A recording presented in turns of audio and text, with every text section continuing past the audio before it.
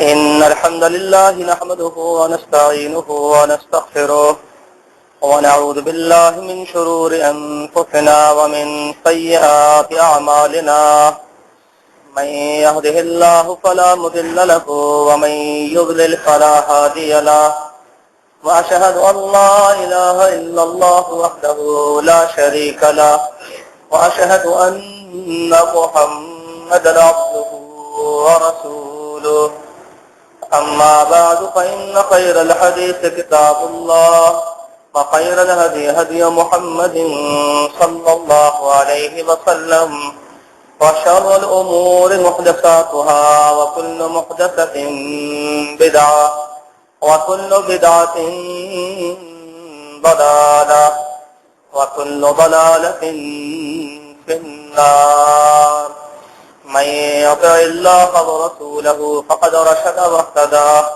ومن يعص الله ورسوله فقد ضل وغوى اللهم صل على محمد وعلى آل محمد كما صليت على إبراهيم وعلى آل إبراهيم إنك حميد مجيد اللهم بارك على محمد وعلى آل محمد كما باركت على إبراهيم وعلى آل إبراهيم إنك حميد مجيد اللهم رب اشرح لي صدري ويسر لي أمري واحلل عقدة من لساني يفقهوا قولي رب زدني علما سبحانك لا علم لنا إلا ما علمتنا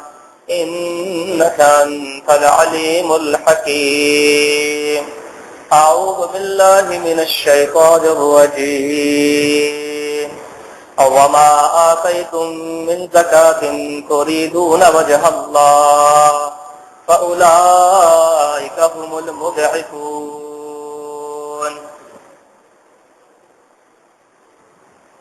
دین اسلام میں 5 ارکان میں سے ایک رکن جو ہے وہ زکوٰۃ ہے.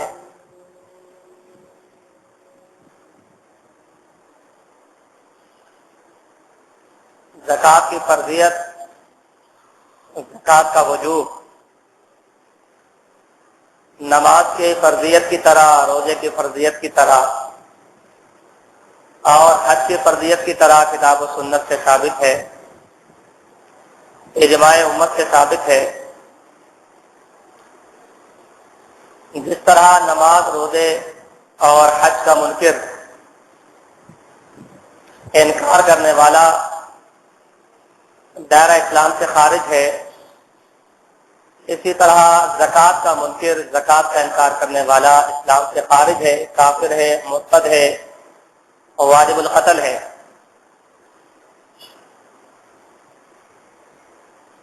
یہ انکار کرنے والے کا حکم ہے. عملی طور پہ اگر کسی کے اندر کوتاہی ہے تو اس کا حکم دوسرا ہے. رسول اکرم صلی اللہ علیہ وسلم نے فرمایا تھا بنی الاسلام علی 5 شہادت اللہ الہ الا اللہ وان محمد رسول اللہ واقام الصلاۃ وایتاء الزکاۃ والحج وصوم رمضان. اسلام کی بنیاد 5 باتوں پر ہے. شہادتین کا اقرار کرنا، اللہ کی وحدانیت اور پیغمبر علیہ السلام کی رسالت کا اقرار، نماز کا قائم کرنا، زکوٰۃ کا ادا کرنا، استطاعت ہو تو حج بیت اللہ کرنا اور رمضان کے روزے رکھنا. تو اسلام کے ارکان میں سے ایک رکن زکوٰۃ ہے. پچھلی امتوں کو بھی زکوٰۃ کا حکم دیا گیا تھا. قرآن مجید میں جا بجا اس کا ذکر موجود ہے. بنی اسرائیل کو اللہ نے کہا لئن اقمتم الصلاۃ وآتیتم الزکاۃ وآمنتم برسلی وعذرتموهم ما قرضتم الله قرضا حسنا لأكفرن عنكم سيئاتكم وَلَأُدْخِلَنَّكُمْ جَنَّاتٍ تَجْرِي مِن تَحْتِهَا الْأَنْهَارُ کہ بنی اسرائیل اگر تم نماز کو قائم کرو گے اور زکوٰۃ کو ادا کرو گے، میرے رسولوں پر ایمان لاؤ گے اور ان کی مدد کرو گے اور اللہ کو قرض حسنہ دیتے رہو گے تو میں تمہارے گناہوں کو بخش دوں گا، معاف کر دوں گا، مٹا دوں گا، دھو ڈالوں گا اور تمہیں میں ضرور ضرور جنتوں میں داخل کروں گا جس کے نیچے سے نہریں بہتی ہوں گی۔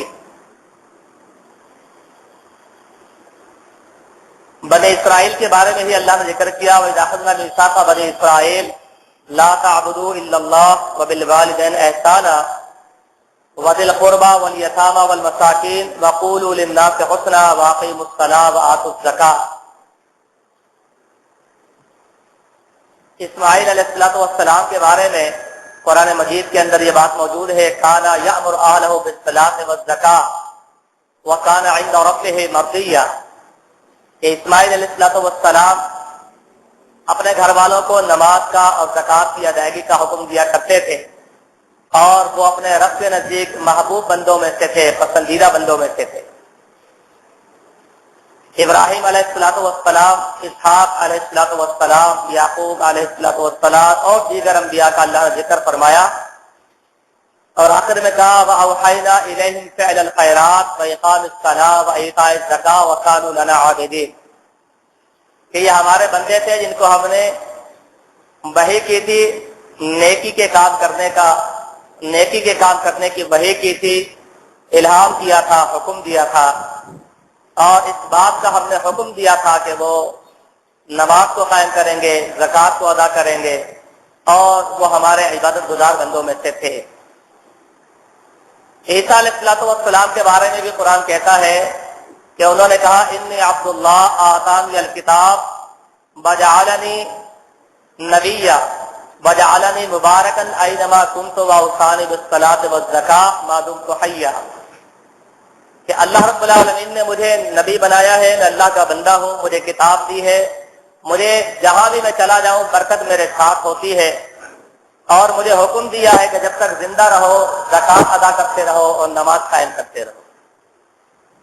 تو زکوٰۃ کا سلسلہ ہمیشہ سے جاری و ساری رہا ہے اور اس امت کے اوپر بھی اسلام کے ارکان میں سے ایک رکن زکوٰۃ ہے جس کو فرض کر دیا گیا ہے۔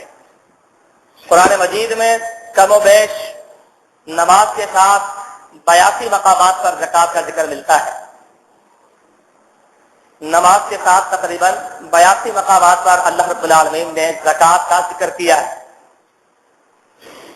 زکوٰۃ کو صدقہ بھی کہا جاتا ہے، کبھی نفل ہے کبھی فرض ہے۔ صدقہ اور زکوٰۃ میں کوئی خاطر خواہ فرق نہیں ہے، صرف نفل اور فرض کا فرق ہو سکتا ہے۔ یہ دونوں لفظ ایک دوسرے کے معنی میں استعمال ہوتے ہیں۔ قرآن مجید میں اس امت کے بارے میں جا بجا ارشادات ہیں، جس میں سے ایک یہ ہے وَآتُوا الزَّکَاۃَ، زکوٰۃ ادا کرو، وَآتُوا الزَّکَاۃَ وَأَقْرِضُوا اللَّهَ قَرْضًا حَسَنًا، زکوٰۃ ادا کرو، اللہ کو قرض حسنہ دو۔ خُذْ مِنْ أَمْوَالِهِمْ صَدَقَةً تُطَهِّرُهُمْ بِهَا وَتُزَكِّيهِمْ بِهَا، کہ آپ ان کے مالوں میں سے صدقہ لے لیجئے، زکوٰۃ لے لیجئے اور اس طرح ان کو اور ان کے مال کو پاک اور صاف کر دیجئے۔ وَآتُوا حَقَّهُ يَوْمَ حَصَادِهِ، اللہ رب العالمین نے نباتات کا ذکر کیا، زمین سے پیدا ہونے والے غلے کا ذکر کیا کہ جس دن وہ غلہ کاٹا جائے اس دن اس کا حق ادا کرو، اس سے مراد زکوٰۃ ہے، اس کی زکوٰۃ ادا کرو۔ نبی مکرم صلی اللہ علیہ وسلم نے معاذ بن جبل رضی اللہ تعالی عنہ کو یمن کی جانب بھیجا، صحیح بخاری کی روایت ہے، تو آپ نے فرمایا تھا کہ سب سے پہلے انہیں اللہ کی وحدانیت کی دعوت دینا، اللہ کی توحید کی دعوت دینا، اگر وہ تسلیم کر لیں تو پھر انہیں نماز کا بتانا کہ اللہ نے دن اور رات میں 5 نمازیں تم پر فرض کی ہیں، اگر وہ اس بات کو تسلیم کر لیں تو پھر انہیں بتانا کہ اللہ نے تمہارے اوپر سال میں صدقہ فرض کیا ہے، زکوٰۃ فرض کی ہے، جو تمہارے مال میں سے لی جائے گی فقراء پر خرچ کی جائے گی، امراء سے حاصل کی جائے گی، امیروں سے وصول کی جائے گی۔ صدیق اکبر رضی اللہ تعالیٰ عنہ نے انس بن مالک رضی اللہ تعالیٰ عنہ کو خط لکھا تھا، صحیح بخاری میں اس کا ذکر آتا ہے، اس میں زکوٰۃ کے احکامات سے اس میں لکھا تھا هذه فریضۃ الصدقہ التي فرضها رسول اللہ صلی اللہ علیہ وسلم علی المسلمین والتي امر اللہ بها رسولہ، کہ یہ وہ فریضہ ہے، یہ ان فرائض میں سے ہے کہ جس کا حکم اللہ کے رسول صلی اللہ علیہ وسلم نے اپنے ماننے والوں کو دیا ہے، اور اللہ نے اپنے رسول کو یہی حکم دیا ہے۔ اللہ نے زکوٰۃ کی فرضیت کا حکم اپنے رسول کو دیا اور رسول نے اپنے ماننے والوں کو زکوٰۃ کی فرضیت کا حکم دیا ہے۔ تو دین اسلام میں زکوٰۃ کا ایک مقام ہے، ایک مرتبہ ہے، اور اس انداز سے ہے کہ جب صدیق اکبر کے دور کے اندر، دور خلافت میں، ابتدائی ایام میں نبی علیہ الصلوۃ والسلام جب دنیا سے چلے گئے تو کچھ لوگوں نے ادروئے سازش کے انہوں نے زکوٰۃ کی ادائیگی سے انکار کر دیا۔ تو صدیق اکبر رضی اللہ تعالیٰ عنہ کو جب خبر ملی تو آپ نے فرمایا واللہ لا اقاتلن من فرق بین الصلاۃ والزکاۃ لو منعونی اقالا كانوا يؤدونها الى رسول اللہ صلی اللہ علیہ وسلم لقاتلتهم على منعه، کہ آپ نے فرمایا اللہ کی قسم میں اس آدمی کو قتل کر دوں گا جو نمازی تو ہے مگر زکوٰۃ ادا نہیں کرتا۔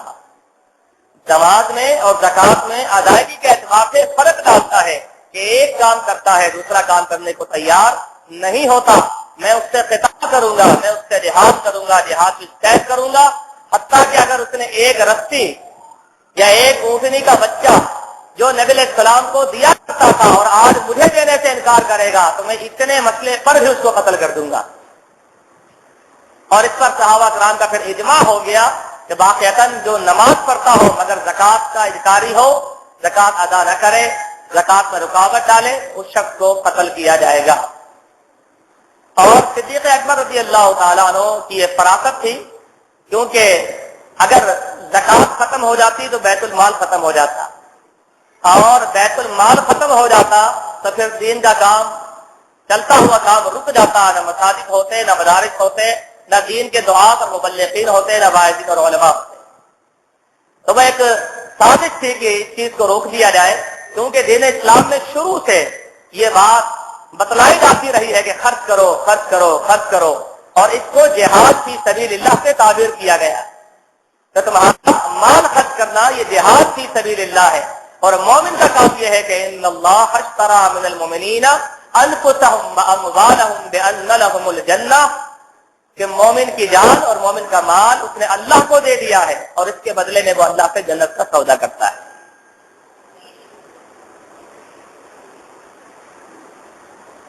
کفار مکہ ہمیشہ سے اس سازش میں رہے کہ کسی طرح یہ جو خرچ کرنے کے معاملات ہیں اس کو روک دیا جائے، لوگوں کو بات رکھا جائے، تاکہ جو نئے آنے والے ہیں جن کی تعریف قلب مقصود ہوتی ہے اور ان کو اپنا بنا لیا جاتا ہے، ان کے مسائل حل کر کے وہ اسلام سے دور ہو جائے، اور اسلام کے ماننے والے بھی جو غریب فقراء محتاج ہیں ان کو اس قدر محتاج کر دو، پائی پائی کا ان کو محتاج کر دو، تنگت کر دو کہ وہ گھبرا دین اسلام کو چھوڑ دے۔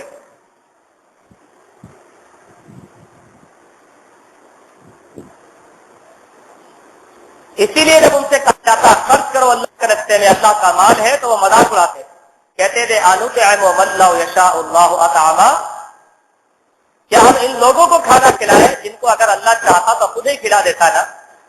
اگر یہ غریب ہے تو اللہ نے بنایا نا، اللہ کھلانا ہی نہیں چاہتا، ہمیں کیوں کہتے ہو کہ ہم کھلائیں؟ اس طرح انہوں نے مذاق اڑایا۔ اور قرآن مجید کے بڑے موضوعات میں سے ایک اہم موضوع انفاق فی سبیل اللہ، اللہ کے راستے میں خرچ کرنا، اور متقین کے اوقات جہاں بھی بیان ہوئے وہاں ذکر ہے کہ الذین ينفقون فی السراء والضراء، کہ وہ اللہ کے راستے میں خرچ کرنے والے ہوتے ہیں، ومما رزقناہم ينفقون، جو ہم نے دیا ہے اس میں سے خرچ کرنے والے ہوتے ہیں، وآتوا المال علی حبہ ذوی القربى والیتامى والمساکین وابن السبیل والسائلین وفی الرقاب واقاموا الصلاۃ وآتوا الزکاۃ، یہ ساری صفات متقین کی ہے، اور اس میں اللہ نے دو ٹوک لفظوں میں کہا کہ وہ اللہ کے راستے میں مال خرچ کرنے والے ہوتے ہیں۔ وَيُطْعِمُونَ الطَّعَامَ على حبه مسكينا ويتيما واسيرا انما نطعمكم لوجه الله لا نريد منكم جزاء ولا شكورا. تو مومن کی صفات تو یہ ہے کہ وہ خرچ کرنے والے ہیں، جبکہ منافقین اور کفار کی صفت یہ ہے کہ وہ ہاتھوں کو روک لینے والے ہیں، حتیٰ کہ وہ اللہ کو بھی کہتے تھے ید اللہ مغلولہ، اللہ کا ہاتھ تو بندھا ہوا، اللہ خرچ کہاں کر سکتا ہے. ان اللہ فقیر ونحن اغنیاء، اللہ کو نعوذ باللہ فقیر ہے، مالدار تو ہم لوگ ہیں. تو مسلمان کی صفت یہ ہے کہ وہ خرچ کرنے والا ہوتا ہے، اور زکوٰۃ فرض ہے، احسان نہیں. زکوٰۃ مال کے اندر سال میں ایک مرتبہ فرض ہے، اس کی ادائیگی فرض ہے، جیسے کہ نماز کو ادا کرنا فرض ہے.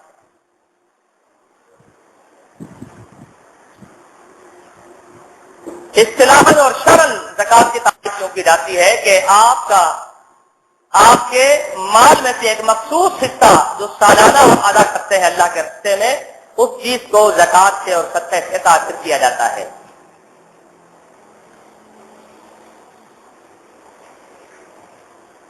زکوٰۃ کے احکامات پر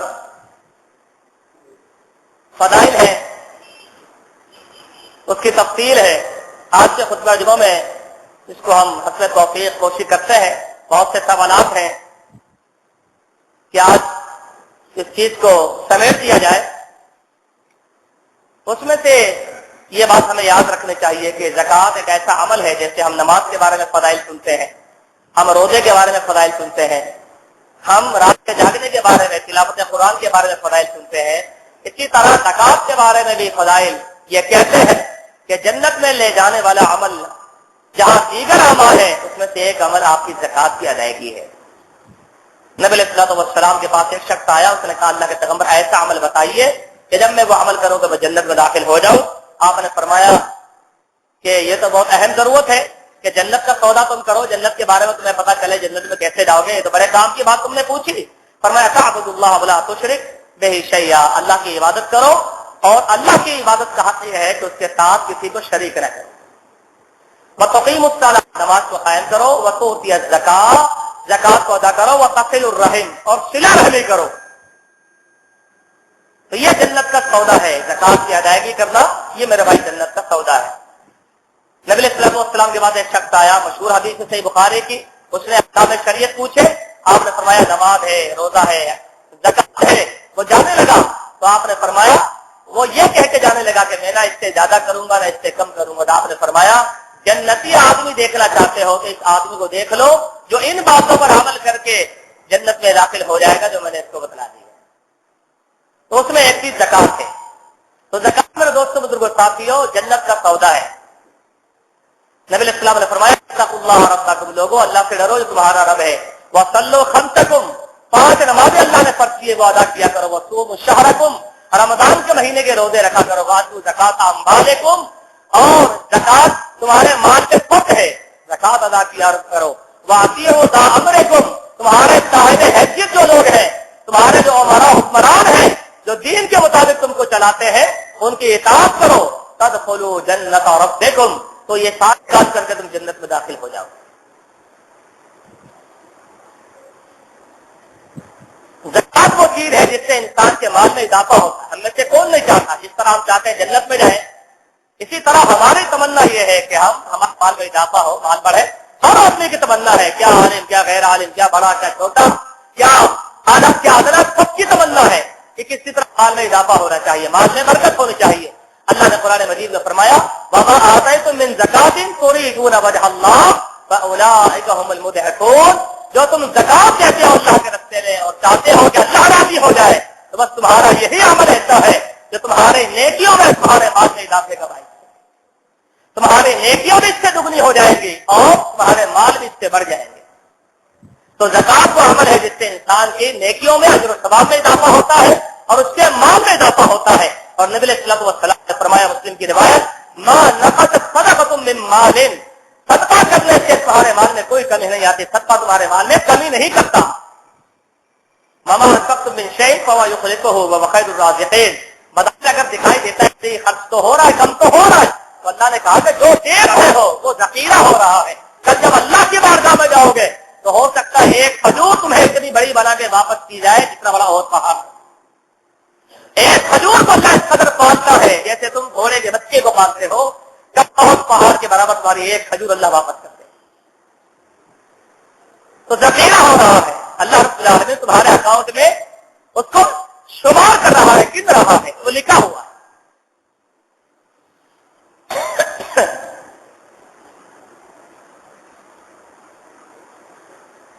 تو مال جو ہے وہ بات کی ادائیگی, زکات کی ادائیگی, صدقے کی ادائیگی انسان کے مال میں اضافہ کو کرتی ہے, کمی کوئی نہیں کرتی. اسی طرح مال کا ایک شر ہوتا ہے, انما اموالکم واولادکم فتنہ, مال میں فتنہ ہوتا ہے, انسان مبتلا ہو جاتا ہے. مال کی محبت میں انسان عبادات کو چھوڑ دیتا ہے, اپنے عقیدے بدل لیتا ہے, اپنا منہج بدل لیتا ہے, تحریف کر جاتا ہے. یہ سارا شر ہے مال. فرمایا مال کا جو شر ہے وہ جب دور ہوگا جب تم زکات ادا کرو گے. فرمایا علیہ السلام نے کہ من ادى زکات مالہ فقد ذهب عنه شرہ, جس نے اپنے مال کی زکات کو ادا کر دیا گویا اس نے اپنے مال کے شر کو ختم کر دیا. اس کا مال اس کو نقصان نہیں پہنچائے گا, اس کو فائدہ ہی فائدہ ملے گا. وہ اس کا مال اس کو تباہ برباد نہیں کرے گا, اس کو اللہ سے دور نہیں کرے گا, بلکہ اس کا مال اللہ کے اس کو قریب کر دے گا. اسی طرح مال کے اندر بہت سارے انسان 19-20 باتیں ہو جاتی ہے. مال 100% خالص نہیں رہتا, 100% حلال نہیں رہتا. تو اس مال کو پاک کرنے کا ذریعہ بھی میرے بھائی اس کو دھو ڈالنا نہیں ہے, اس کو آگ لگا دینا نہیں, بلکہ فرمایا نبی علیہ السلام نے کہ لوگوں تم زکات ادا کر دیا کرو. زکات اللہ نے اسی لیے فرض کی ہے لیطیب ما بقی من اموالکم, تاکہ جو باقی مال ہے زکات نکلنے کے بعد وہ پاک اور صاف ہو جائے, اس کا میل تمہیں نقصان نہ پہنچائے. تو ظاہر سی بات ہے کہ اپنے مال کو محفوظ رکھنے کے لیے, اپنے مال کو طاہر مطہر رکھنے کے لیے میرے بھائی زکات ادا کرنا ایک ضروری عمل ہے.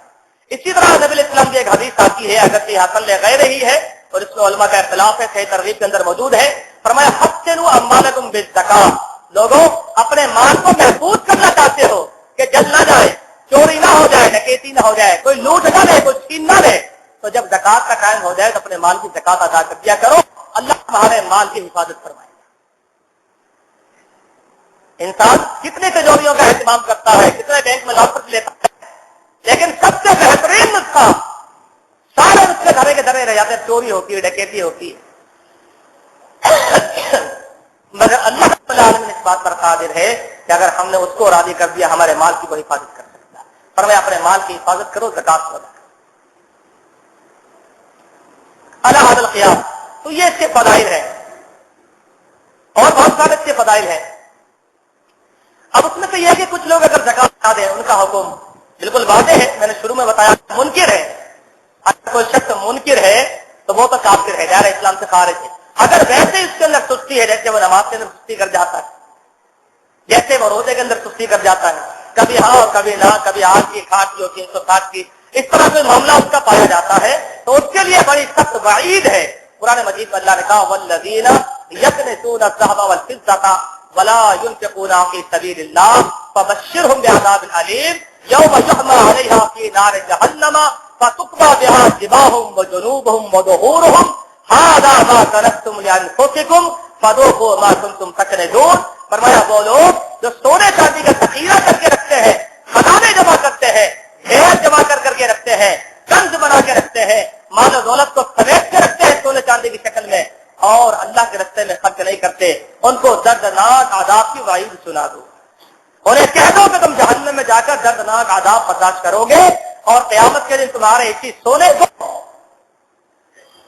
تختیوں کی شکل میں ڈھال کر, سلیٹوں کی شکل میں ڈھال کر, پتریوں کی شکل میں ڈھال کر جہنم کی آگ جو 69 درجے زیادہ گرم ہے اس میں گرم کر کے تمہاری پیشانی کو, تمہاری پشت کو اور تمہاری کروٹوں کو داغا جائے گا, تمہیں جلایا جائے گا, عذاب دیا جائے گا تمہارے خزانے سے, اور کہا جائے گا فذوقوا ما کنتم تکنزون, یہ تمہارا خزانہ ہے جو جمع کیا تھا, خرچ نہیں کیا, زکات نہیں دی, آج اس خزانے کا مزہ چکھو. تو ایسے لوگ جو زکات کو ادا نہیں کرتے, ہی لیتے, مکر سے یا کسی اور حوالے سے, تو ان کے لیے وعید ہے کہ جہنم میں بہرحال زیادہ ہوگا اور یہ سزا ان کی ہوگی. اللہ تعالیٰ ہمیں محفوظ فرمائے. اور صحیح مسلم میں ایک روایت آتی ہے, اس سے بخاری میں بھی ہے, قرآن مجید میں جیسے اللہ نے کہا ویل للمشرکین الذین لا یؤتون الزکاۃ, مسکین کا عمل ہے. زکات نہ دینا یہ مسلمانوں کا عمل نہیں ہے، بلکہ یہ اللہ کے منکر یہود و نصارہ کہہ لیں، کفار مکہ کہہ لیں یا بت پرست کہہ لیں، کسی کو بھی کہہ لیں، جو شرک کرتا ہے یہ اس کا عمل ہے. مومن کا عمل زکات دینا ہے. نبی علیہ السلام نے ایک واقعہ بیان فرمایا کہ بنی اسرائیل کے اندر 3 آدمی تھے. ایک شخص اس میں سے پیدائشی طور پہ اس کے سر میں بال نہیں تھے، گنجا تھا، بدصورت دکھائی دیتا تھا، اور دوسرا جو ہے کوڑ کے اور مرض کے اندر مبتلا تھا. پورا جسم اس کا کوڑ کے مرض میں بھرا ہوا. اور تیسرا جو ہے وہ پیدائشی طور پہ آما تھا، اندھا تھا، بصیرت سے محروم. تو اللہ نے تینوں شخصوں کی آزمائش کی. اللہ نے فرشتے کو بھیجا. فرشتے نے آ کر ایک سے پوچھا کہ تم کیا چاہتے ہو؟ اس نے کہا سب سے بڑی تمنا تو یہ ہے کہ میرا کوڑ کا مرض جو ہے وہ دور ہو جائے. لوگ نفرت کرتے ہیں. فرشتے نے اللہ کے حکم سے اس کے جسم پر ہاتھ پھیرا، اس کی ساری تکلیف دور ہو گئی، بھلا چنگا ہو گیا، درست ہو گیا، صحیح ہو گیا. فرشتے نے کہا تمہیں کون سا مال پسند ہے؟ اس نے کوئی مال بتایا. مثال کے طور پر اس نے کہا مجھے گائے پسند ہے. فرشتے نے اس کو حاملہ گائے اللہ کے حکم سے دے دی. کہا اللہ تیرے مال میں برکت دے. دوسرے کے پاس کیا، اس سے پوچھا، وہ گنجا تھا، سر پہ بال نہیں تھے. اس نے کہا سب سے بڑی تمنا تو میری یہ ہے کہ میرے سر پر بال لوٹ آئے، میں بھی اپنے بال بڑھاؤں، سنواروں، میں بھی اپنے حکم میں اضافہ کروں. فرشتے نے اس کے سر سے ہاتھ پھیرا، اللہ کے حکم سے اس کے بال لوٹ آئے. اس سے پوچھا مال کیا پسند ہے؟ اس نے مثال کے طور پہ کہا کہ مجھے اونٹ پسند ہے. فرشتے نے حاملہ بچہ جننے والی اونٹنی دے دی اور کہا اللہ تیرے مال برکت دے. تیسرے کے پاس فرشتہ گیا، اس سے پوچھا. اس نے کہا میں نابینا ہوں، سب سے بڑی تمنا یہ ہے کہ میری آنکھیں لوٹ آئے. بہت بڑی نعمت ہے، دنیا کو دیکھ سکو دنیا میں کیا ہو رہا ہے. فرشتے نے اللہ کی رحمت سے اس کے منہ پر ہاتھ پھیرا، اس کی آنکھیں لوٹائی، بینا ہو گیا. مال کا پوچھا. اس نے کہا مجھے بکری پسند ہے. فرشتے نے اس کو ایک حاملہ بچہ جننے والی جو قریب تھی کہ بچہ جن دے، بکری اس کو دے دی اور کہا اللہ کرے مال برکت دے.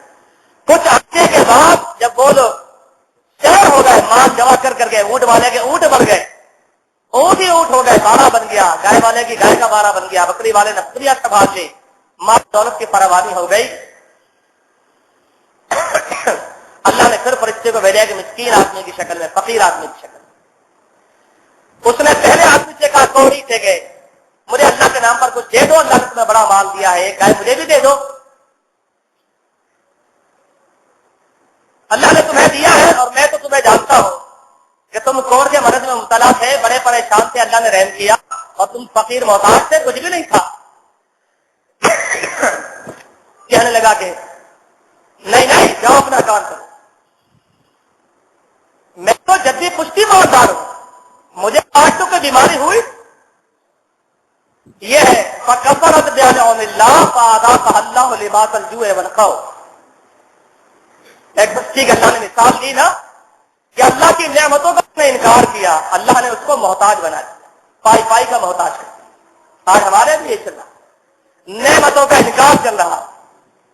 اللہ اتنا نوازا ہے کہ انسان سمیٹ نہیں سکتا، مگر آگ لگانے پر دنیا کھلی. اسی لیے اللہ محتاج کر دیتا. فرشتے نے کہا اچھا ٹھیک ہے، اگر تو جھوٹ بول رہا ہے تو اللہ تجھے ویسے ہی کر دے جیسا تو پہلے تھا. وہ ویسے ہی ہو گیا، کوڑ کا مرض دوبارہ لوٹ آیا، جانور اس کے سارے تباہ برباد. دوسرے کے پہنچا، اس نے کہا کہ بھائی مجھے فقیر مسکین آدمی ہوں، تمہارے پاس اونٹ بہت ہے، اونٹ دے دو، میرا بھی گزارا ہو جائے گا، اور میں تو تمہیں جانتا ہوں کہ تم تو بڑے بیمار تھے، تمہارے سر پر بال نہیں تھے، بڑے محتاج تھے، کچھ بھی نہیں تھا، اللہ نے بہت کچھ دیا. کہنے لگا نہیں ایسا نہیں ہے، بلکہ میں تو جدی پشتی مال و دولت لے کر آیا ہوں، مجھے تو کبھی بیماری پہنچی نہیں. فرشتے نے کہا اچھا اگر ایسا ہے، اگر تم جھوٹے ہو تو ٹھیک ہے، پھر اللہ تمہیں ویسے ہی کر دے جیسے تم پہلے. وہ اپنی بیماری میں واپس لوٹ گیا، اللہ کی نعمتوں کا انکار کر کے، اپنے مال کی زکات نہ دے کر، صدقہ نہ دے کر، اور اس کے مال اسباب سارے تباہ اور ہلاک ہو گئے.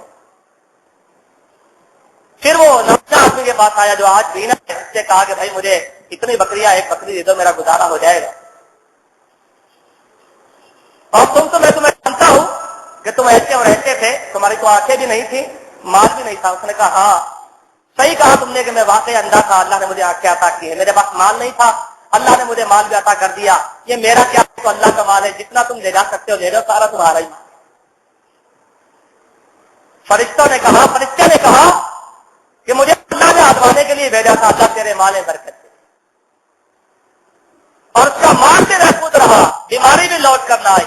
تو یہ میرے بھائی جو اپنے مال کو ہیلے اور مکر سے بچانا چاہتے ہیں، اس کا مال سلامت نہیں رہتا، بلکہ جو ادا کر دیتے ہیں ان کا مال سلامت ہے۔ اور صحیح مسلم میں ایک روایت آتی ہے کہ ایک آدمی جنگل صحرا میں جا رہا تھا، اس کو آسمان کی طرف سے آواز آئی۔ آواز کیا ہے کہ کسی آدمی کا نام لے کر کہا جا رہا ہے کہ فلاں کی کھیت کو جا کر پانی دے دو۔ وہ بڑا حیران ہوا، اس نے دیکھا کہ بادل کا ایک ٹکڑا جو ہے آواز سننے کے ساتھ یا علیحدہ ہوا اور ایک طرف چلنے لگا۔ وہ آدمی بادل کے نیچے نیچے اس کے سائے میں چلتا رہا۔ ایک علاقے میں پہنچ کر بادل برسا، صرف اس علاقے میں ایک مخصوص جگہ ہے، ایک مخصوص حصہ ہے زمین کا، وہاں برسا اور پانی ایک جگہ میں جمع ہو کر نالیوں کی شکل میں ایک کھیت کے اندر پہنچ گیا۔ وہ آدمی بھی پانی کے پیچھے پیچھے پہنچا، بڑا حیران کہ یہ کیا ماجرا ہے، پوری دنیا پانی کو ترس رہی ہے اور یہ آدمی ایک کھیت کو پانی دیا جا رہا ہے، اتنا عجیب آدمی، اس کا نام میں نے آسمان سے سنا ہے۔ اس نے دیکھا ایک آدمی اپنا سامان لے کر اپنے کھیت میں ہل چلا رہا ہے، زمین کو درست کر رہا ہے۔ اس سے پوچھا تمہارا نام کیا ہے؟ اس نے نام بتایا، کہنے لگا ہاں یہی نام میں نے سنا ہے۔ اس آدمی نے کہا کیا ماجرا، میرا نام تم نے کہاں سنا؟ اس نے کہا میں ایسے جا رہا تھا، بادلوں میں سے میں نے آواز سنی اور پھر بادل کا یہ ماجرا پورا اس کو سنا دیا۔ تو میں تم سے پوچھنا چاہتا ہوں کہ اللہ نے تم پر اتنا رحم فرمایا، یہ رحمت خصوصی جو تمہیں عطا کی کہ تمہاری زمین کو اللہ نے خصوصی طور پہ بادل بھیج کر پانی عطا کیا، کیا کرتے ہو؟ کہنے لگا میرا کوئی خاص عمل تو نہیں، مگر جب فصل تیار ہو جاتی ہے تو میں اس کے 3 حصے کرتا ہوں، ایک اپنے اہل و عیال کو دے دیتا ہوں گھر کے لیے، ایک اللہ کے راستے میں دے دیتا ہوں، صدقہ کر دیتا ہوں، اور ایک اسی زمین میں دوبارہ لوٹا دیتا ہوں تاکہ آئندہ دوبارہ فصل تیار ہو جائے۔ کہا بس شاید تیرا یہی عمل ہے جو اللہ نے اپنی بارگاہ میں قبول کر لیا۔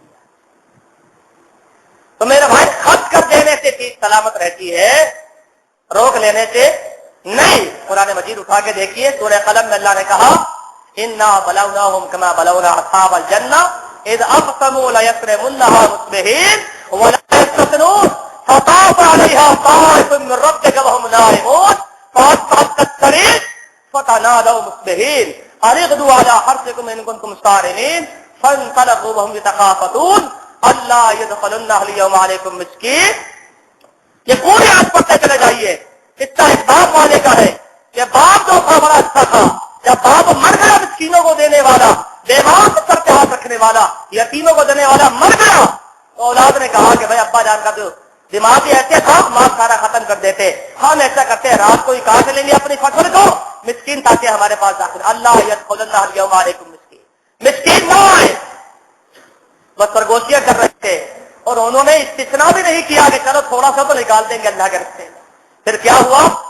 فطاف علیہا طائف من ربک وهم نائمون، زیادہ تو دور کی بات ہے، ابھی سو ہی رہے تھے پروگرام بنا کے کہ اللہ کا عذاب آیا، پوری فصل تباہ برباد ہوئی۔ صرف بد نیتی کی وجہ سے، غلط ارادے کی وجہ سے اللہ نے تباہ برباد کر دیا۔ پھر رونے لگے، انا لضالون، مکہ بھول گئے، شاید یہ ہماری بستی نہیں، ہمارا کھیت نہیں۔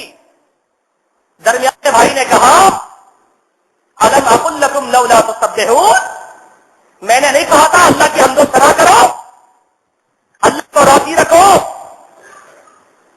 قالوا سبحان ربنا انا كنا ظالمین، کہنے لگے ہاں ہم اللہ کی حمد و ثنا کرتے، ہم ظالم تھے۔ کیا فائدہ؟ اللہ نے کہا کذالک العذاب ولعذاب الآخرۃ اکبر لو کانوا یعلمون، یہ تو دنیا کا عذاب ہے نا، رو رہے ہو، سب تباہ برباد ہو گیا، آخرت کا عذاب اس سے زیادہ بڑا ہے ایسے لوگوں کے لیے۔ تو اللہ کا مال اللہ کے بندوں کو دینے کو تیار ہے۔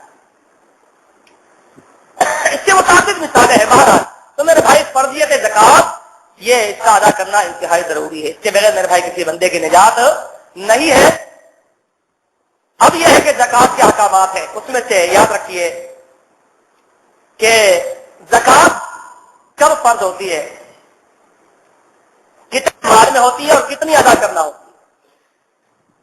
زکوٰۃ کوئی مال آپ کو حاصل ہو اور اگر وہ سونے کی شکل میں ہے تو 7.5 تولہ ہو، چاندی کی شکل میں ہے تو 52.5 تولہ ہو، کرنسی کی شکل میں ہے، نوٹ کی شکل میں ہے تو اتنا ہو کہ 52.5 تولہ چاندی آ جائے، اور 1 سال کرنسی پہ، چاندی پہ، سونے پہ گزر جائے، 1 سال گزر جائے، جیسے کہ ابن ماجہ میں آتا ہے کہ کسی مال پر زکات نہیں جب تک کہ اس پر 1 سال نہ گزر جائے، تو یہ تو کرتے ہیں۔ تیسری شرط یہ ہے 1 سال گزرے، نصاب کو پہنچے، سونے کا نصاب 7.5 تولہ، چاندی کا نصاب 52.5 تولہ، حدیث میں ذکر آتا ہے کہ 20 دینار جس کا وزن آج کے حساب سے 7.5 تولہ بنتا ہے، اور چاندی کا 200 درہم آتا ہے صحیح بخاری وغیرہ جس کا وزن آج 52.5 تولہ چاندی بنتی ہے، تو یہ اس کا نصاب ہے۔ ایک شرط تو یہ نصاب کو مال پہنچے، سونا ہو، چاندی ہو، کرنسی ہو۔ دوسرا یہ ہے کہ سال گزر جائے۔ تیسرا یہ ہے کہ آپ اس کے اندر کلی طور پہ تصرف کا اختیار رکھتے ہو، کلی طور پہ آپ مالک ہو، آپ کو اس کو خرچ کرنے کا مکمل اختیار حاصل ہو۔ اور چوتھا یہ ہے کہ آپ مسلمان، کافروں پہ کوئی زکات نہیں۔ پانچواں یہ ہے کہ مال حلال کا ہو، حرام کے مال پر، بیمہ پالیسی پر کوئی زکات نہیں۔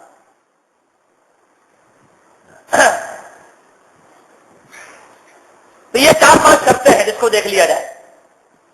تو اگر آپ کے مال کے اوپر وہ سونا ہے یا چاندی ہے یا کرنسی ہے، 1 سال گزر گیا اور اتنا ہے کہ 7.5 تولہ یا تو سونا ہے یا 52.5 تولہ چاندی ہے، یا اتنی رقم ہے کہ 52.5 تولہ چاندی آ سکتی ہے، تو اس پر 2.5% کے حساب سے، عربی میں 40%، اس کو 40واں حصہ کہا جاتا ہے، تو یہ زکات آپ نے ادا کرنی ہے۔ 100 پہ اگر آپ حساب لگائیں 100 کے حساب سے، تو 100 روپے پہ 2.5 روپے زکات آپ کی بنتی ہے، 1000 پہ 25 روپے، لاکھ پہ 2.500۔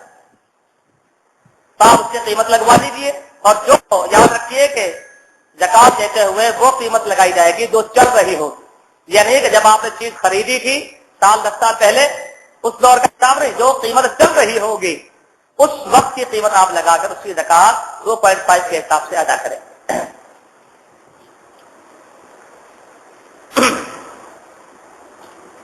اب سونے کی زکات کا ذکر ہے، اور قرآن مجید میں سونا چاندی جمع کرنے والوں کی مذمت۔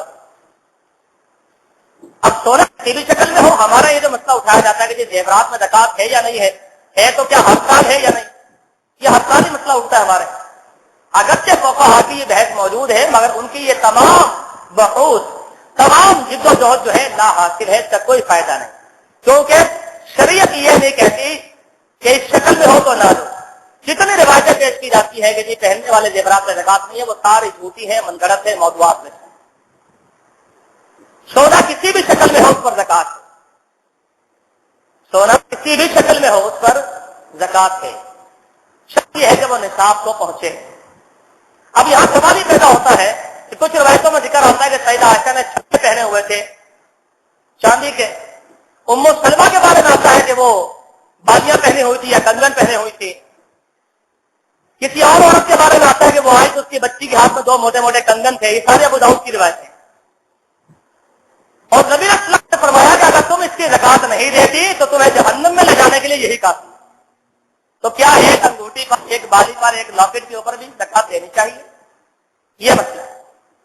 تو یاد رکھیے دین اسلام اصولوں پر چلتا ہے، جس طرح ایک حدیث سے پوری نماز نہیں ملتی نا، تو ایک حدیث سے مسئلہ حل نہیں ہوتا، ٹھیک ہے۔ اگر ایک روایت میں رفع الدین کا ذکر نہیں ہے تو اس کا مطلب یہ نہیں کہ بغیر رفع الدین کی بھی نماز ہو جاتی، سمجھ رہے بات؟ ایک روایت کو انگلی ہلانے کا ذکر نہیں ہے تحیات میں، اس کا مطلب یہ نہیں انگلی ہلانا ہی ختم ہو گیا۔ اسی طرح زکات کا مسئلہ ہے کہ اگر کسی روایت میں نصاب کا ذکر نہیں ہے تو ساری روایتوں کو جمع کر کے اس کو نصاب کے اوپر قیاس کیا جائے گا، کیونکہ شریعت اپنے اصولوں پر چلتی ہے۔ اصول یہ ہے فرمایا جب تک 200 درہم تیرے پاس چاندی کے نہ ہو زکات نہیں ہے، جب تک 20 دینار یعنی 7.5 تولہ سونا نہ ہو تیرے اوپر زکات نہ ہے۔ اور ام سلمہ کی روایت میں ابو داؤد میں واضح ہے کہ ما بلغ النصاب ام سلمہ، ٹھیک ہے سارے یہ بندے ہیں، اگر یہ نصاب کو پہنچے تو پھر اس پر زکات ہے، اس سے پہلے نہیں۔ تو یہ واضح ہے کہ کہیں اگر نصاب کا ذکر ہے تو قبیحہ نہیں ہے، تو ان ساری روایتوں کو نصاب کے اوپر رکھا جائے گا۔ نصاب کیا ہے؟ 7.5 تولہ سونا، 52.5 تولہ چاندی، اس سے کم جو سونا ہے چاندی پہننے کا اور رکھنے کا ہو اس پر زکات فرض رہی ہے. ہاں نبی علیہ السلام نے فرمایا اگر مالک چاہے تو دے سکتا ہے. اور آج اللہ کا شکر ہے لیکن تقریباً سارے ہی اس کو ادا کرتے ہیں تقریباً. لیکن نصاب وہی اگر کوئی ادا نہ کرے تو وہ باہر عند اللہ مجرم نہیں ہے کیونکہ نصاب شرط ہے. اگر ویسے وہ دے گا اس کو ثواب ضرور ملے گا, اس میں کوئی شک نہیں. تو ایک ام سلمہ کی روایت میں نصاب کا ذکر موجود ہے اور شارحین نے مفکرین نے اور صاحب عون المعبود نے صاحب مرآت نے اس کی یہی وضاحت کی ہے کہ یہ انگوٹھیاں یہ بالیاں دیگر سونے کے ساتھ مل کر اگر نصاب کو پہنچ جائیں تو پھر اس پر زکات ہے, جیسا کہ صحیح بخاری اور مسلم میں آیا ہے.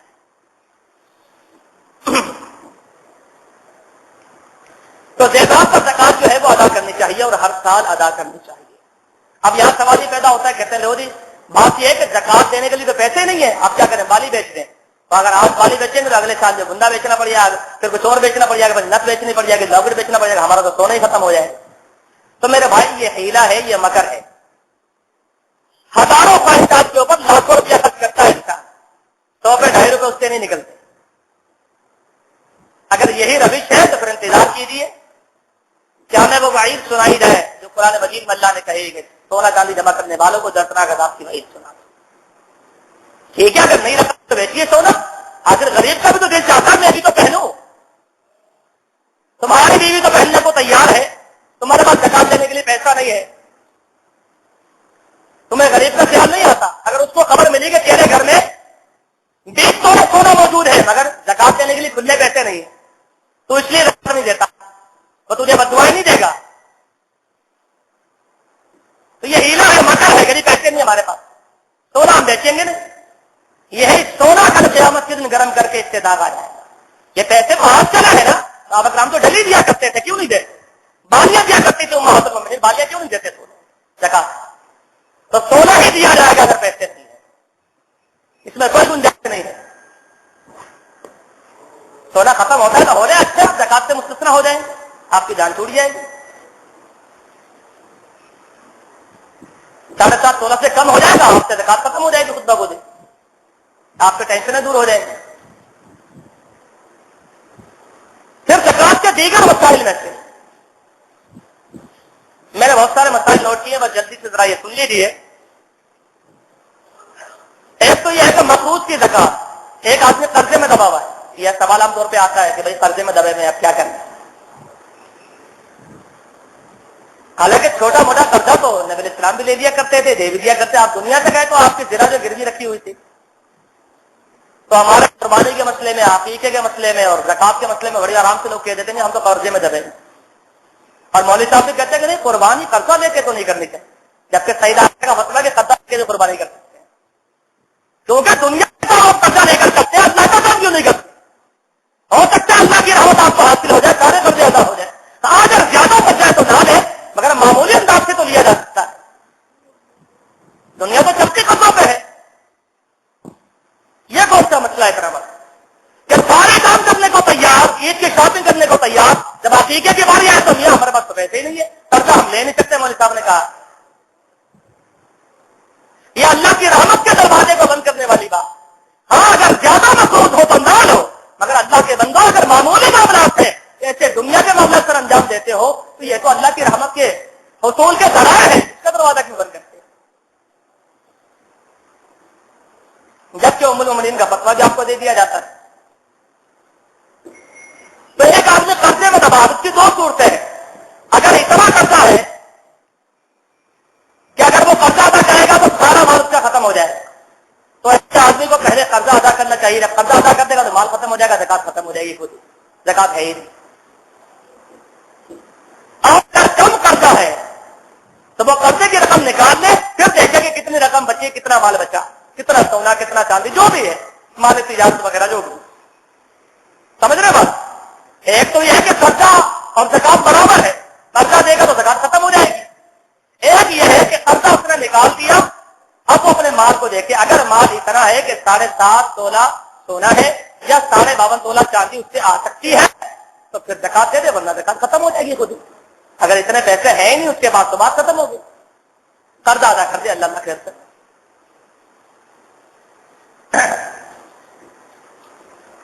قرض ادا کر کے جو مال بچے اس کو کو دیکھا جائے، اگر وہ نصاب کو پہنچے گا تو زکات دے، ورنہ نہیں۔ اسی طرح ایک آدمی جو ہے وہ سال اس نے زکات نہیں دی، اس کا انتقال ہو گیا، اس کو پتا نہیں تھا یا اس نے جان بوجھ کے نہیں دی، تو آپ یاد رکھیے کہ اس کے مرنے کے بعد اس کے مال میں سے تمام معاملات بعد میں سر انجام دیے جائیں گے۔ سب سے پہلے اللہ کا قرضہ ادا کیا جائے گا، زکات۔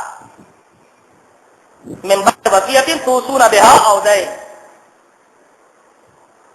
سب پہلے اس کے مال میں سے تمام سالوں کی، جتنے سال اس نے سستی کی ہے اور وہ کسی کو معلوم ہے، اس کے ورثاء میں سے، اس کے مال میں سے وہ زکات ادا کی جائے گی۔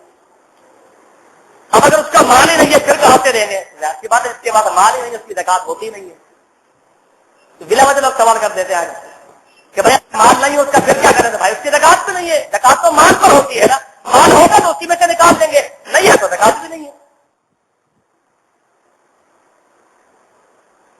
تیسرا یہ ہے کہ آپ نے کسی کو قرض دیا، اب لوگ کہتے ہیں ہمارا تو پیسہ پھنسا ہوا، ہم کیا کریں، ہم زکات دیں یا نہیں دیں؟ اس کے بھی دو چہرے ہیں، دو شکلیں ہیں۔ ایک تو یہ ہے کہ آپ کے پاس دوسری رقم ہے ہی نہیں، جو آپ نے دیا بس وہی ہے، وہی ملے گا تو کچھ کریں گے، یہ اب آپ سوچنا آپ کا کام ہے، کیونکہ اللہ تو دلوں کے حال جانتا ہے۔ اب اس کی دو شکلیں ہیں کہ اگر صرف وہ کہتا ہے اس کے ملنے کی امید ہے، انسان کہتا امید ہوتی ہے نا مل جائے گا، تھوڑا سا لیٹ سے مل تو جائے گا، تو اس کی ہر سال کی زکات آپ کے اوپر فرض ہے، لینے والے پر نہیں۔ ہمارے خرچ لگا جبکہ اکثر میں تم خرچ کر رہے ہو نا، تم یہ سود ہے، یہ ایسے لاکھ دے کے 1.25 لاکھ واپس لے لیا۔ کل قرض جبر منفعۃ فهو الربا، فضل بن عبید کی روایت ہے رضی اللہ تعالیٰ عنہ، موقوف ہے بہقی میں، کہ جو قرض آپ کو نفع دے وہ سود ہے۔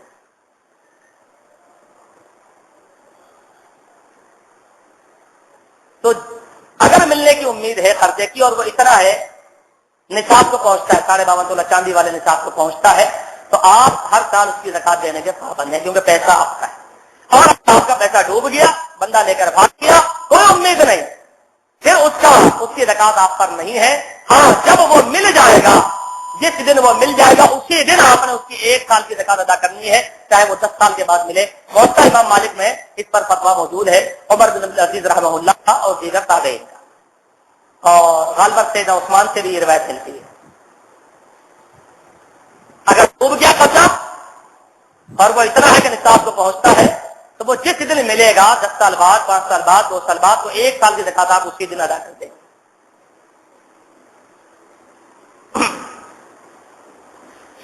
چوتھا یہ ہے کہ آپ نے کسی کو قرضہ دیا، اب آج دے رہا ہوں، آپ کی زکات کا ٹائم ہو گیا، آپ کی زکات کا ٹائم ہو گیا، آپ نے کہا اگر وہ پیسے بھی مل جاتے تو اچھا ہی تھا، میں زکات میں دے دیتا کسی کو۔ اب کیا کریں؟ کیا ہم اس کو معاف کر دیں تو ہماری زکات ادا ہو جائے گی؟ یعنی پیسہ تو ہم دے ہی چکے ہیں، ہم نیت کرنے گئے وہ زکات میں کٹے گیا۔ تو یاد رکھیے کہ ایسا کرنا جائز ہے، بشرطے کہ شرط یہ ہے کہ جس کو آپ نے قرضہ کیا وہ مستحق تھا زکات لینے کا۔ اگر وہ اتنا غریب ہے کہ بیچارہ نہیں لوٹا سکتا اور آپ نے اس کو 10-20 ہزار روپے دیے ہوئے، تو آپ دل میں یہ ارادہ کر لیں کہ میری زکات اس میں ادا ہو گئی۔ اگر پوری تھی تو پوری ادا ہو گئی، اور اگر زیادہ تھی تو 20 اس کو دے دیے، 10 آپ کسی اور کو دے دیجیے، آپ کی زکات ادا ہو گئی۔ آپ اس کو معاف کر دیجیے، اس کو بتانا بھی ضروری نہیں ہے، پر آپ اس سے کہیں نہیں میں نے آپ کو معاف کر دیا، تو آپ کی زکات جا چکی تھی وہ وہیں کٹ جائے گی۔ شادی کے لیے کچھ لوگ مال جمع کر کے رکھتے ہیں، اب شادی سے پہلے جو ہے وہ رمضان آ گیا، رمضان میں لوگ زکات ادا کرتے ہیں، شادی شوال میں ہے، غیر سے جیسے ہوتی ہے عام طور پہ۔ اب اس کا کیا حکم ہے؟ تو یاد رکھیے کہ شادی کے لیے اگر آپ نے مال جمع کیا ہے، یا مکان بنانے کے لیے، ٹھیک ہے، یا بینک میں موجود ہے، یا آپ نے BC ڈالی ہے، کمیٹی ڈالی تھی، یا گاڑی لینے کے لیے جمع کیا، یہ ساری باتیں آتی 5 بات۔ اب یہ مال اگر اتنا ہے کہ 52.5 تولہ چاندی اس کی آ جائے گی، ایک بات، دوسرا 1 سال اس پر گزر چکا ہے، تو ان ساری باتوں کے اوپر آپ نے زکات ادا کر لی ہے، چاہے گھر کے لیے رکھا ہو، چاہے گاڑی کے لیے رکھا ہو، شادی کے لیے رکھا ہو، بینک میں رکھا ہو، BC ڈالی۔ اگر 1 سال گزر گیا اور اتنی رقم موجود ہے کہ 52.5 تولہ چاندی اس کی آ جائے گی، تو آپ نے اس کی زکات ادا کرنی ہے 2.5 کے حساب سے۔ اب تجارت، لوگوں کی دکانیں ہوتی ہیں، شاپس ہوتی ہیں، فیکٹریاں ہوتی ہیں، تو یاد رکھیے اس کے اندر بڑا اشکال ہوتا ہے، کیا کریں، ایک مال تو ابھی آیا ہے اور آپ تو کہہ رہے تھے 1 سال کے بعد، تو مال تجارت کی جو زکات ہے وہ اس طرح سے نکالی جاتی ہے۔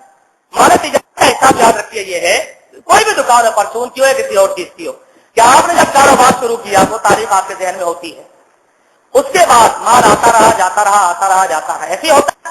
ایک موبائل کیا دوسرا آ گیا، دوسرا گیا تیسرا، ایسے ہوتا ہے نا، چیز بدلتی رہتی ہے، ٹھیک ہے نا۔ تو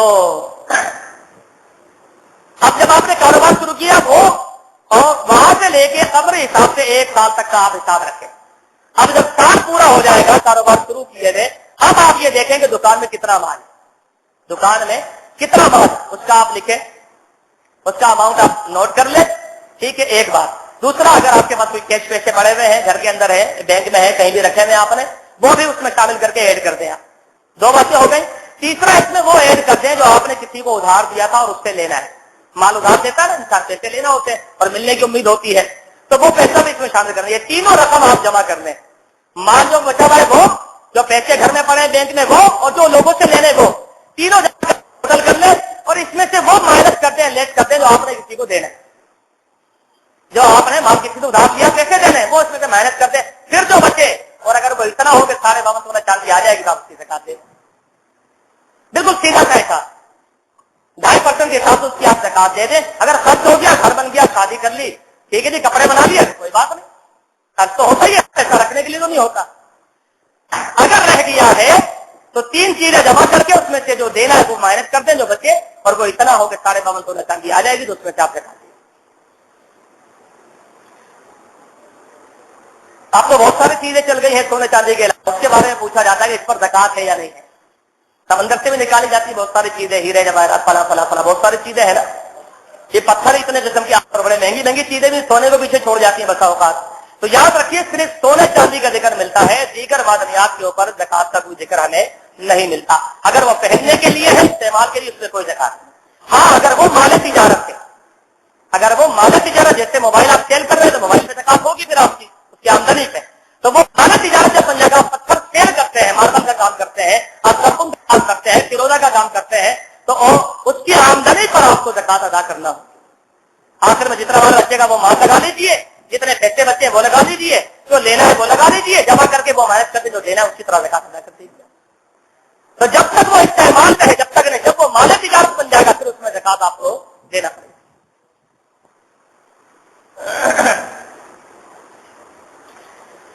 اب گھر میں بہت ساری چیزیں استعمال کی ہوتی ہیں، یہ سوال آتا ہے کہ فریج ہے، فلانا ہے، دھماکہ ہے، گاڑی ہے، گھر بھی ہے، ظاہر سی بات ہے۔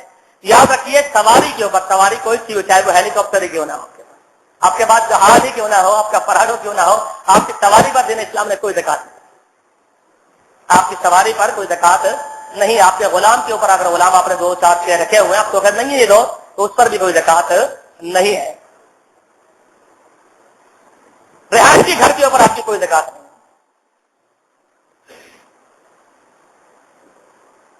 مکان اگر آپ نے کرائے پر دیا ہوا ہے تو اس کی آمدنی پر ہے، شک کوئی ہے کہ سال کے آخر میں اتنی آمدنی ہو گئی کہ 5.5 تولا چاندی آ گئی اور 1 سال گزر گیا تو آپ اس میں زکات دیں، ورنہ بسا اوقات کرایہ آتا ہے، ادھر آتا ہے ادھر چلا جاتا ہے، ختم ہو جاتی ہے، کوئی مسئلہ نہیں۔ اسی طرح کچھ جانور ہوتے ہیں یا کچھ گاڑیاں ہوتی ہیں جو مال برداری کا کام، اونٹ پر آپ سامان رکھتے ہیں، خچر پہ، گدھے پہ، گھوڑے پہ، یا آپ نے سلوکی لی بھی آپ چلا رہے ہیں، مال لا رہے ہیں، لے جا رہے ہیں، اتار رہے ہیں، چڑھا رہے ہیں، سڑک چلا رہے ہیں، ٹھیک ہے نا۔ تو ان سواریوں کے اوپر جو ہے ان کی ذات جو اصل قیمت 10 لاکھ کی گاڑی، اس میں کوئی زکات نہیں، کیونکہ یہ اعلیٰ تجارت ہے، یہ مال تجارت نہیں، یہ اعلیٰ تجارت ہے، کمانے کا ذریعہ مشینیں ہے، کارخانہ ہے، آپ نے پوری بلڈنگ لی ہوئی ہے، تو یہ سارے اعلیٰ تجارت ہے۔ اعلیٰ تجارت پر ابو داؤد کی حدیث سے کوئی زکات نہیں ہے۔ آج کے دور میں کچھ علماء نے مسئلہ اٹھایا کہ جی اعلیٰ تجارت کروڑوں روپے کی ہوتی ہے، پراپرٹی جو ہے، مکان ہوتا ہے، مشینیں ہوتی ہیں، وہ تو لاکھوں کروڑوں کی ہوتی ہے، اس میں زکات کیوں نہیں؟ تو بھائی اس کی دلیل نہیں ہے نا۔ مسئلہ یہ ہے کہ کام وہ کیا جائے گا جس کی دلیل ہوگی۔ نبی علیہ السلام نے ابو داؤد کی حدیث سے فرمایا اعلیٰ تجارت کے اوپر زکات نہیں ہے، چاہے وہ کتنا مہنگا کیوں نہ ہو۔ تو یہ سلوکیاں، یہ قرض وغیرہ جو مال برداری کا کام کرتے ہیں، یہ اعلیٰ تجارت ہے، اس کی آمدنی کے اوپر اگر وہ بچ جاتی ہے سال کے آخر میں، 52 تولا چاندی اس کی آ جاتی ہے تو زکات ہے، ورنہ اس میں کوئی زکات نہیں۔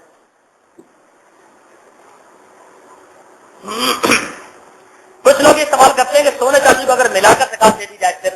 یاد رکھیے جمہور علماء کا یہ نظریہ ہے کہ اور علماء احناف کا خصوصاً کہ سونا تھوڑا سا، تھوڑی چاندی دونوں ملا کر اگر وہ برابر ہو جاتے ہیں تو زکات دے دی جائے، ٹھیک ہے نا۔ تو یاد رکھیے اس کی کوئی دلیل ہمارے پاس نہیں ہے، مطلب سونے کو رہیں گا، پھر مطلب کیا ہے کہ 7.5 تولہ، اس کا پھر کیا فائدہ ہو؟ جب ملانا ہی تھا دونوں کو تو 52.5 تولہ اور 7.5 تولہ کہنے کی ضرورت کیا تھی؟ تو دونوں جنس الگ الگ ہے، دونوں کو الگ الگ رکھا جائے گا۔ ہاں اگر چاندی آپ کے پاس جو ہے وہ 52.5 نہیں ہے بلکہ 40 تولے ہے، 30 تولے ہے، اور آپ کے پاس کیش رقم موجود ہے جس کو چاندی سے ملا ہے، تو 52.5 تولہ چاندی خریدی جا سکتی ہے، تو وہ جائز۔ کیش کو آپ چاندی کے ساتھ ملا سکتے ہیں، سونا چاندی کو آپ میں ملانے کی کوئی دلیل نہیں۔ پیداوار بھی بہت سے لوگ کھیتی باڑی کرتے ہیں، وہ بھی سن لیں کہ کتنے پیداوار کے اوپر زکات ہے۔ یہ اسی دن ہے جس دن آپ غلہ کاٹیں گے، چاہے سال میں 1 مرتبہ کاٹیں چاہے 2 مرتبہ کاٹیں، 1 دفعہ کاٹیں گے تو 1 مرتبہ، 2 دفعہ کاٹیں گے تو 2 مرتبہ۔ اگر آپ نے خرچہ کر کے اس کو پانی دیا زمین کو تو آپ پہ نصف العشر ہے، یعنی 100 پہ 5 روپے، ٹھیک ہے۔ اور اگر آپ نے بارش کے ذریعے سے اس کو سیراب کیا اپنی زمین کو تو پھر آپ پر جو ہے وہ عشر ہے، یعنی 100 پہ 10 روپے۔ کتنا غلہ پیدا ہو، کوئی بھی چیز ہو، کتنا غلہ پیدا ہو، غلے کی مقدار میں 5 وقت، 5 وقت کا مطلب ہے 20 من۔ 20 من آپ کا اناج ہو جائے تو آپ نے اس کی زکات ادا کرنی ہے، عشر ادا کرنی ہے یا نصف العشر ادا کرنی ہے۔ اسی طرح سوال آتا ہے کہ باپ اپنی اولاد کو زکات دے سکتا ہے اور اولاد اپنے باپ کو زکات دے سکتی ہے یا نہیں، والدین کو؟ تو یاد رکھیے کہ اصول اور فروع، اصول کا معنی باپ، دادا، پردادا، اوپر چلے جائیں، یہ جتنے بھی ان کو آپ اپنے، اگر آپ کے سگے ہیں آپ زکات نہیں دے سکتے، آپ اس کو کھلانے کے پابند ہیں۔ اسی طرح نیچے آ جائے فروع، بیٹا، پوتا، پڑپوتا، جتنا بھی نیچے چلے جائے، اگر وہ آپ کا سگا ہے تو آپ اس کو زکات نہیں دے سکتے، کیونکہ آپ اس سے کھلانے کے پابند ہیں، آپ اس کے باپ لگتے ہیں رشتے کے حساب سے۔ تو باپ کی زکات، والدین کی زکات بچوں کو نہیں لگتی، بچوں کی زکات والدین کو نہیں لگتی، شوہر کی زکات بیوی کو نہیں لگتی۔ ہاں بیوی کی زکات شوہر کو لگ جاتی ہے اگر شوہر مستحق ہو، مگر ہمارے یہ سلسلہ نہیں ہے، کیونکہ عورت کو ہمارے ہاں مال میں تصرف کا اختیار نہیں دیا جاتا۔ اگر کسی کے ہاں ہے تو ٹھیک ہے، اس کا معاملہ اللہ کے ساتھ ہے، اور بیوی کو اختیار رکھتا ہے تو زکات دینے کی وہ پابند ہے، اور اس کا شوہر مستحق ہے، محتاج ہے، تو وہ دے سکتی ہے، جیسے کہ عبداللہ بن مسعود کی بیوی سیدہ زینب جو ہے وہ اپنے شوہر کو زکات دیا کرتی ہے، لیکن میں سمجھتا ہوں ہمارا اس کی نوبت نہیں آتی۔ تو بہرحال یہ میرے دوستوں آج زکات کے احکامات تھے، فضائل تھے، اور اس سے کچھ مسائل تھے۔ اللہ تعالیٰ سے دعا ہے کہ اللہ تعالیٰ ہمیں صحیح معنوں میں دین اسلام کے ان احکامات کو سمجھنے کی اور اپنے اصلاح کرنے کی توفیق عطا فرمائے۔ اقول قولی ھذا استغفر اللہ لي ولكم وآخر دعوانا الحمد لله۔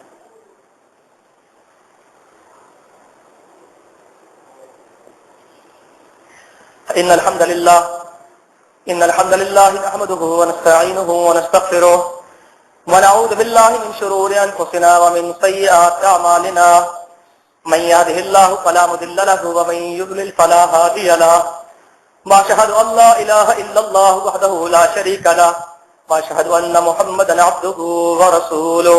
اللهم صل على محمد وأزواجه وذريته كما صليت على آل إبراهيم، وبارك على محمد وأزواجه وذريته كما باركت على آل إبراهيم إنك حميد مجيد۔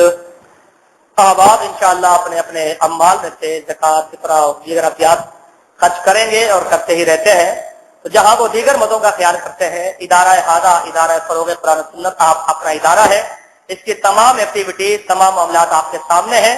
الحمدللہ راشن کی تقسیم اس دفعہ اگرچہ بہت مشکل ہوئی، مگر الحمدللہ اللہ رب العالمین نے بندوبست کروا دیا۔ آپ کے تعاون سے، اللہ کی رحمت سے آپ کو راشن دیا جا چکا ہے، اور مزید جو باقی انہیں انشاءاللہ مل جائے گا۔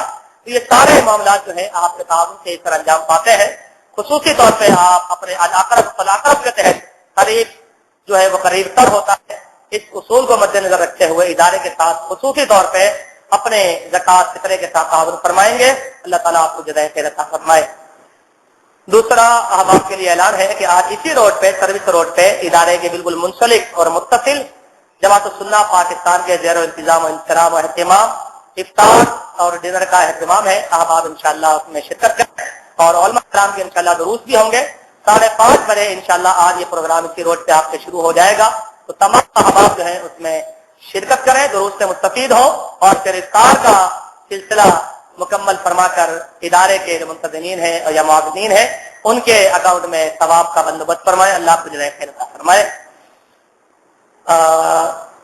دعا صحت کی اپیل ہے۔ شکیل احمد صاحب ہیں، بیمار ہیں، دعا کیجیے اللہ تعالیٰ انہیں شفاء کاملہ عطا فرمائے، اور جس قدر اللہ کے بندے اور بندیاں بیمار ہیں ظاہراً باطناً دعا کریں اللہ تعالیٰ تمام مرضى کو شفائے کاملہ عطا فرمائے. جو صحیح عقیدہ لے کر اللہ کے تیرے پاس پہنچ گئے ہیں ان پہ اللہ تو رحم فرما. اللہ ان کے گناہ